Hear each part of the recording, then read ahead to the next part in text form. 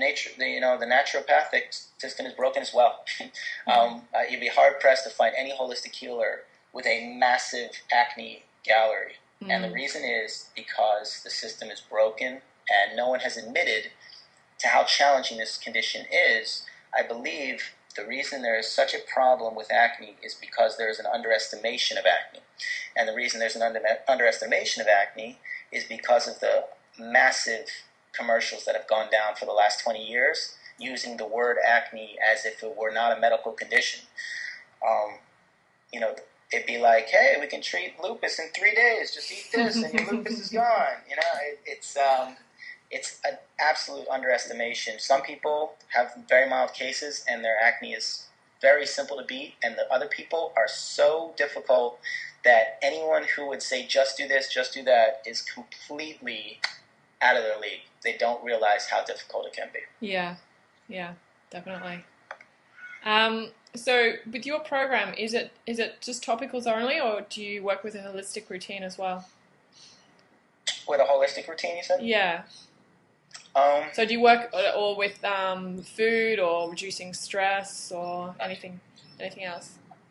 The program in its core is topical, and it can fix and completely correct anyone regardless of any other influence. As far as no dietary changes, no stress changes, it could still fix any situation in itself. However, why make it work so hard? You know what I mean? Why burn the engine out? You have that engine.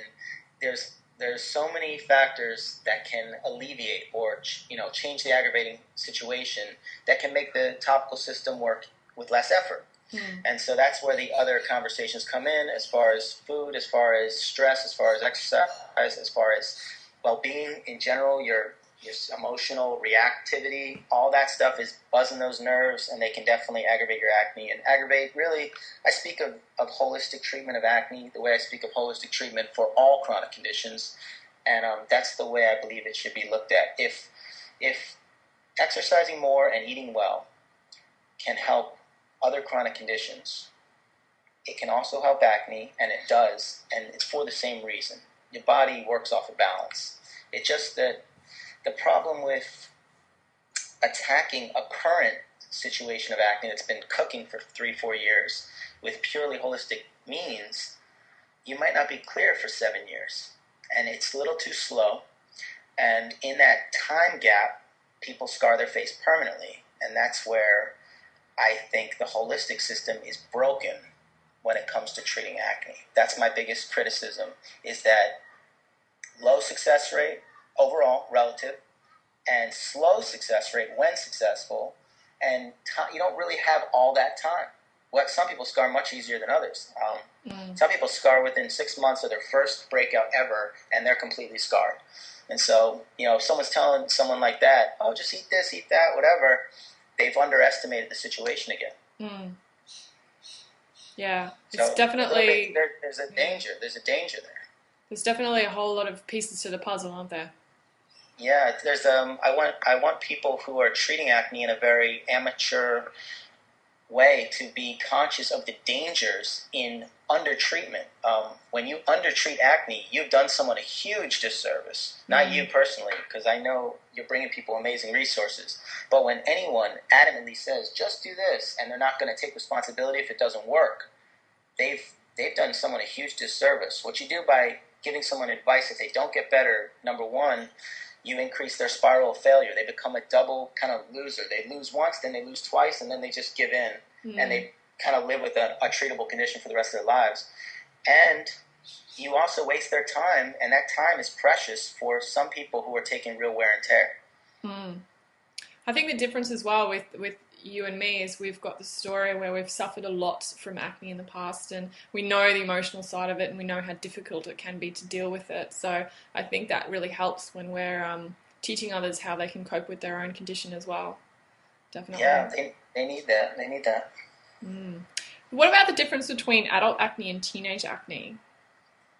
That kind of gets into the conversation, and I'm sure maybe your other questions we'll go back to this conversation every time, and it's a very important one. Of my skin is special. The idea that adult acne is going to be different than teenage acne is the same emotional idea that my acne gets to be special.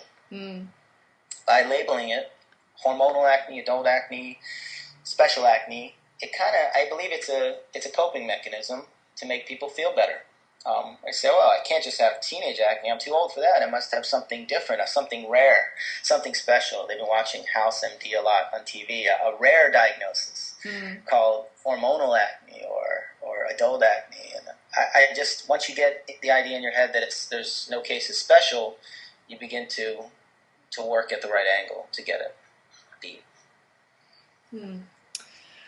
Well, Dr. Neal, is there anything else you'd like to finish up with? Anything else you'd like to say about your practice or about acne in general? I think we covered a lot. I would just say that this is the biggest piece of advice I give people. Don't hope and wait. I'm not the only person on the planet that can clear acne. There are many ways to do it. But so whether you come to me in person, online, go to a friend, go to your local dermatologist, go to someone who's responsible, the worst thing you can possibly do is hope and wait. That's a mistake. That's really good advice, definitely. Yeah. Well, thanks, Dr. Neal Schwartz, for talking with me today. You've definitely helped a lot of people, I think, out there that are listening to this call. I definitely can't thank you enough. So, yeah, it's been wonderful. Thanks for having me, Fran.